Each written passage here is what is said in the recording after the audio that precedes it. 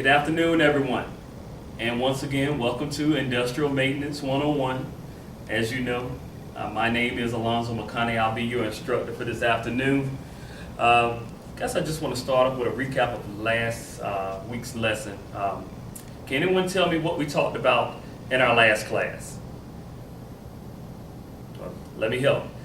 We talked about first aid, and we talked about administering first aid, considering different injuries, burns, sprains, and bleeding, things of that nature. Again, a hot topic in all of this is safety. We want to make sure that we're able to administer first aid to any of your employees or any customers that may be involved in an accident in a warehouse environment.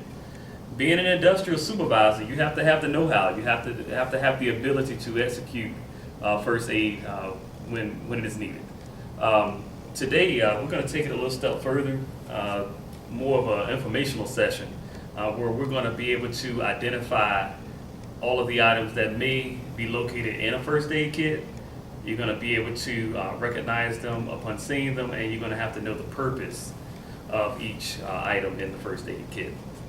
We're going to attend to the PowerPoint throughout the presentation, so you definitely want to have your notepads out. And if there are any questions, please don't be afraid. Please ask. You really have to know this information. If you don't, then you're at a loss. You're not going to be able to help your employees or any customers. Does anyone here have a first aid kit or seen one? Okay, show of hands. Show that a good number of you have a first aid kit, or at least have seen one. Has anyone in here ever administered first aid or taken a class involving first aid? Okay, and how long ago was that? Okay, so being that it's been a while, you can certainly use some refresher training on the items located in the first aid kit and going over what their purpose are. So for everyone, let's try to keep up. We're going to be moving at a pretty aggressive pace. So let's begin. Our agenda for today.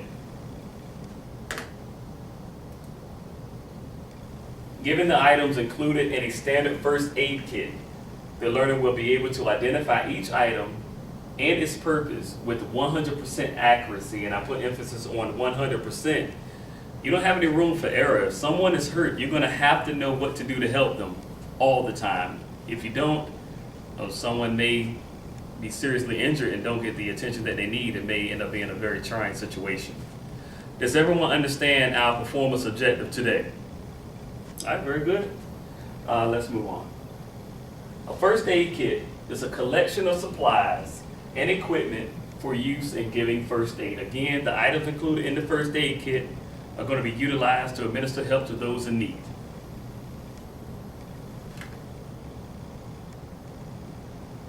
Who cares? You should care. And the reason that you should care, again, safety. You're going to be the manager.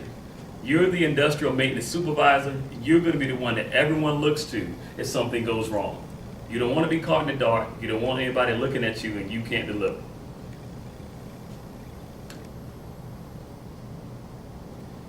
In this lesson, each student will be shown the individual items in a first aid kit. Each student will be advised of his name and purpose. Please be ready. We're going to have an activity, so you definitely want to pay attention. Upon completion of the lesson, each student will be evaluated with a written exam that will involve matching the item by viewing and then matching it with its purpose. Any questions? All right, well, let's move on. The first item, a face shield.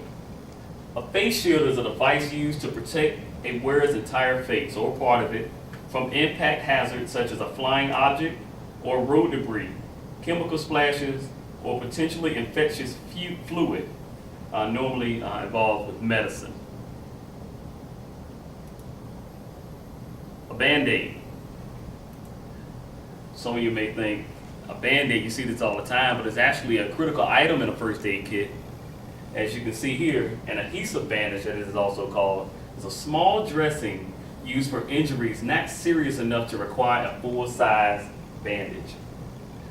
I could probably take a guess that a few of you have a Band-Aid on right now from an injury that you may have suffered in the last few days. See, I thought so. A sterile dressing. A dressing is an adjunct used by a person for application to a wound to promote healing and or prevent further harm. Now you definitely want to take notice to the dressing definition, because it is an application to a wound. A lot of people may think that a bandage is a dressing, and we'll get to a bandage later, but the difference between the two is that a dressing is applied directly to a wound. You definitely want to take note of that. Again, like I was just speaking of, a bandage is a piece of material used either to support a medical device, such as a dressing or a splint, or on its own to provide support to a body that isn't cut and there is no wound. Again, the difference between a bandage and a dressing is that the dressing is applied directly to a wound and a bandage supports the dressing.